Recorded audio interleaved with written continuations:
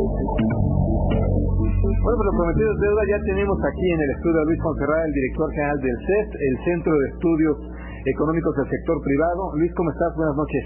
Buenas noches, Pepe, mucho gusto en saludarlos. Gracias, Luis, por aceptar la invitación, porque además han hecho una propuesta ustedes dentro de este Centro de Estudios del Sector Privado, interesante, importante, justo a 2 días antes de que venga ya el paquete presupuestal, y es una propuesta de ver todo de manera integral, las finanzas públicas de manera integral, sí con impuestos, pero también ver la vía gasto, ¿no? Como que se gaste mejor. Cuéntanos un poco. Sí, cómo no. La idea es que efectivamente no podemos resolver el gran reto que tiene México. Nosotros creemos que el gran reto al que nos enfrentamos hoy es crecer. Es decir, crecer a tasas superiores al 5%. Para esto se requiere una inversión de entre 25 y 30% del PIB. Entonces, para reducir la pobreza, para generar estos empleos, 1 millón al año, es necesario entrar de una manera completa, integral a las finanzas públicas. ¿Y por qué las finanzas públicas? ¿Qué tiene que ver las finanzas públicas con crecer y resolver las carencias? Bueno, tiene que ver muchísimo. El presupuesto es el principal instrumento del gobierno para poder modificar, hacer crecer la infraestructura, lograr todos los bienes y servicios que debe ofrecer al público, y un presupuesto que nos permita crecer, que sea un complemento importante de la inversión del sector privado, porque solo así lograremos una inversión de entre 25 y 30 del PIB. Requiere un financiamiento, requiere con qué pagarlo. Entonces, hay que ver el gasto, hay que ver el ingreso, y hay que pensar si podemos o no endeudarnos. Y si podemos endeudarnos, ¿hasta dónde? ¿Cuánto tiempo? De plano no podemos endeudarnos. Para esto es fundamental ver el tamaño real de la deuda pública o los pasivos globales del sector público, que incluye no solamente la deuda reconocida, digamos, los CETES, los bonos que colocamos en México, la deuda externa, sino adicionalmente todos los pasivos laborales, que estos están generando gastos año con año.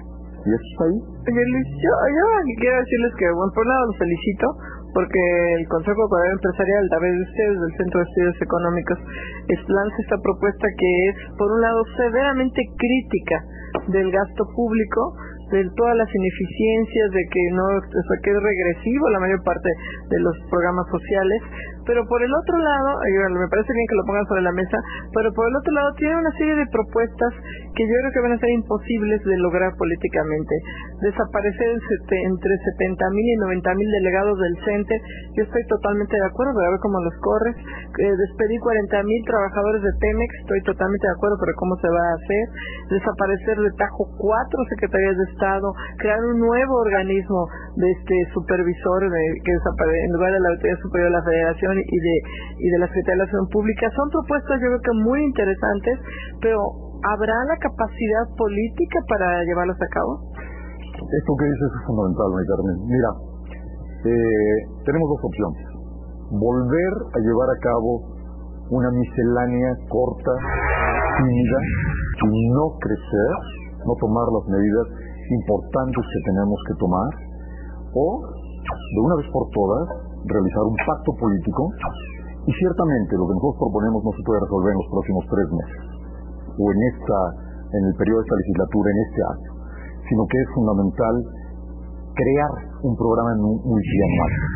Nosotros creemos que con un pacto político entre los grupos en la legislatura, entre los partidos, se puede acordar un programa multianual para ir llevando a cabo todas estas reformas, de tal manera que en el 2012 tengamos un país diferente, con una base diferente, unas finanzas públicas que nos permitan la inversión que requerimos, y donde exista definitivamente un esquema importante de transparencia y de rendición de cuentas. Este es uno de los grandes problemas que tenemos hoy en el gasto. Hay enormes canales de desperdicio, hay duplicidades entre secretarías, hay duplicidades entre funciones, y hay que eliminarlas. Y la única manera de eliminarlas es con transparencia, una rendición de cuentas completa, absoluta, y para eso proponemos varias otras cosas en nuestro documento también. Entonces se trata de una reforma integral de las finanzas públicas. No solamente hay que ver por el ingreso, que sin duda hay que ver por él, pero hay que ver por el gasto, cómo redirigirlo mejor, cómo hacerlo eficiente, cómo lograr programas, infraestructura, mejor educación, mejores servicios de salud, y que no se pierda como se pierde hoy en transferencias, por ejemplo, en estados y municipios, que es otro de los grandes temas que tocamos. Es fundamental lograr esquemas de rendición de cuentas. Proponemos, por ejemplo, que cada 10,000 pesos que se gasten en un municipio aparezcan en Internet, donde toda la República, todos los ciudadanos de México, puedan ver en qué se utilizan los impuestos que pagamos, ¿no? Todos los recursos que transferimos a través de impuestos, de la compra de bienes y servicios, al sector público.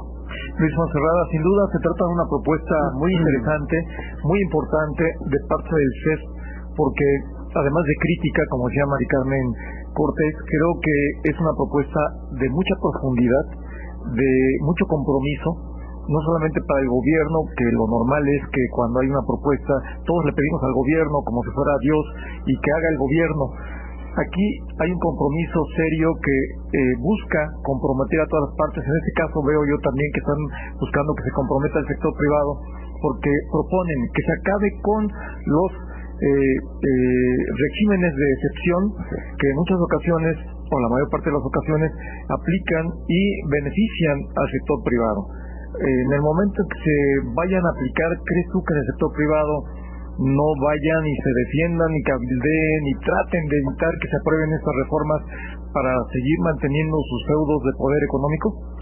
Bueno, claramente el problema que nos enfrentamos, tal como lo dices, Marco, en el presupuesto de la Federación año con año, muchas veces sin ser revisados siquiera algunos renglones, es que continúan estos beneficios, continúan las excepciones, las exenciones, y lo que tenemos como efecto es que tenemos un gasto regresivo. ¿Qué quiere decir un gasto regresivo?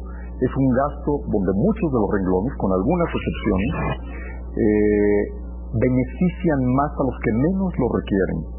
Entonces, la misma Secretaría de Hacienda ha presentado unos cuadros en los que se ve claramente qué sectores son beneficiados, qué otros sectores no son tan beneficiados como quisiéramos. Por ejemplo, existe un concepto que se llama el presupuesto de gastos fiscales, que es un eufemismo, si quieren, para llamar excepciones. Ahí hay alrededor de 480,000 millones de pesos. Son más de 400,000 millones de pesos. Son excepciones en el IRS a ciertos grupos, a ciertos sectores. Son excepciones al IVA, unos exentos, otros con tasa cero. Son permisos para que algunas empresas puedan recuperar el IVA que ya pagaron, pero no cobrarlo al consumo, etcétera, etcétera. Aquí lo que sucede es que año con año se repite, nadie revisa o no se revisan a fondo estos beneficios, y lo que tenemos al final, con lo que nos enfrentamos, es que hoy tenemos más pobres que hace 16 años. Más pobres en cualquier definición que utilicemos. La alimentaria, la patrimonial, la de capacidades, más pobres. ¿No puede ser? 270,000 millones de dólares se generaron solo por la renta petrolera en los últimos 9 años. Renta, no ingreso. El ingreso fue muy superior. Si al ingreso le quitamos los costos de haber producido el petróleo, tenemos la renta petrolera. 270,000 millones de dólares. ¿En dónde están? En mejores escuelas, en mejor educación, en mejor infraestructura, mejores servicios de salud. No. Una parte, un poco, pequeñas cosas aquí y allá, pero hay un gran desperdicio del gasto. No existe una rendición de cuentas de los recursos utilizados en un lugar. Hay estados y municipios en el país donde el presupuesto del año es un renglón. Se autoriza a gastar tanto. ¿Cómo va a haber rendición de cuentas? ¿Quién decide cómo gastar, en dónde gastar? ¿No? Esta parte es fundamental. Claro que habrá grupos que lo defiendan. Yo creo que en esto consiste, en que el sector privado vea por el país y no por un sector, vea por el país y no por una región.